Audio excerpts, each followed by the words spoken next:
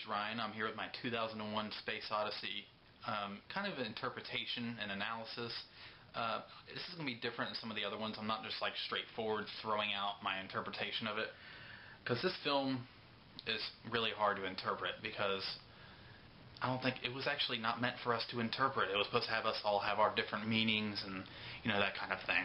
And so I'm just kind of nitpicking different people's like interpretations of the film, and I kind of agree with all of them in many different ways. And hopefully I'm going to spell out kind of like a little interpretation that I think you guys will enjoy. Most of you might even already know it, but that's not going to stop me from making this video, because I think there's some people out there that want to know more about it, and maybe they thought, well, I didn't know that, like that's a cool way to think about it. And so that's what we're doing this week. I watched this again for the millionth time, and I kind of kept an eye on it, and then I did some research behind it.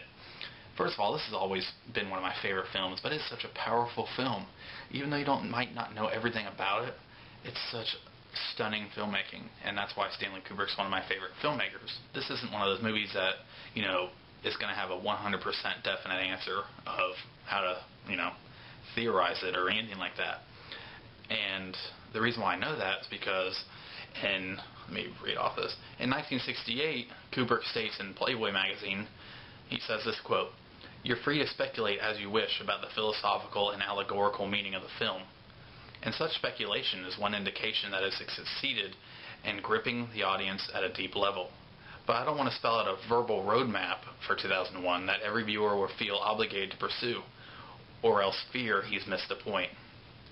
And I kind of tie that to the last quote of the film. The last quote of the film, when it talks about the monoliths, is saying, "Its origin and purposes are still a total mystery." That's the last dialogue of the film.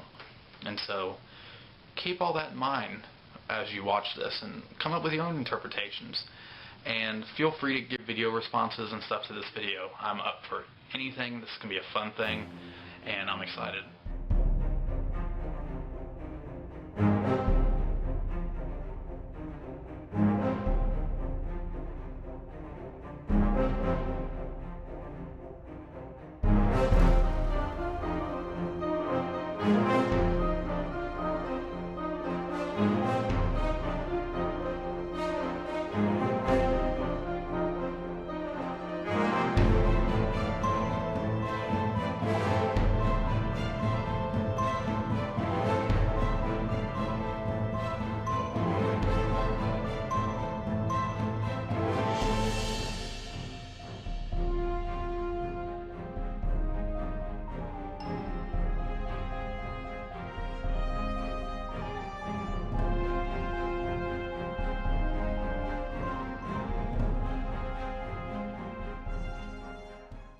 With Roger Ebert and many others about the monoliths, about the film is actually pretty easy to understand, but it's the key to that understanding. I mean, it's really easy to open up a door, but you can't do it without a key, and a key is just such a little thing, but it makes such a huge difference. That's how I feel like the monoliths are, and many other people, film scholars and stuff think the same thing, that the film's easy to understand, but you got to figure out what the monoliths are. That's the key to all of it. Each time the monoliths are shown, man transcends to a different cognitive level. Whether in the movie, it goes from the primeval to the space age type humans. The futuristic is what it is, to the mystic level. The beginning is the apes. Us kind of. Then, after the monolith, it like jumps us up to the futuristic, which is, us now, in space, that kind of thing, but more in the future, space. But then it goes to the mystic, why was there a star child? And these are questions that we ask you. What is that supposed to mean? What is the star child supposed to mean?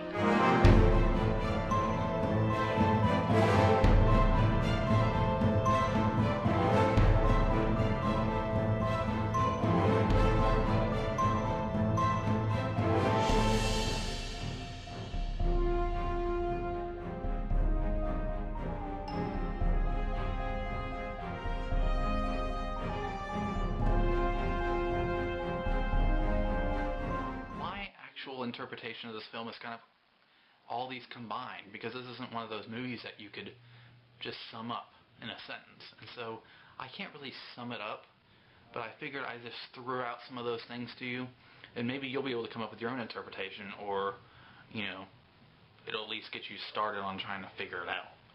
So, once again, I'm really excited to see what y'all think of this video, and it was fun to do because I'm really passionate about this film. It's a great film, and, you know, I could see myself doing another video like this down the road, maybe in a year or so, because I'm always going to have something to say about it.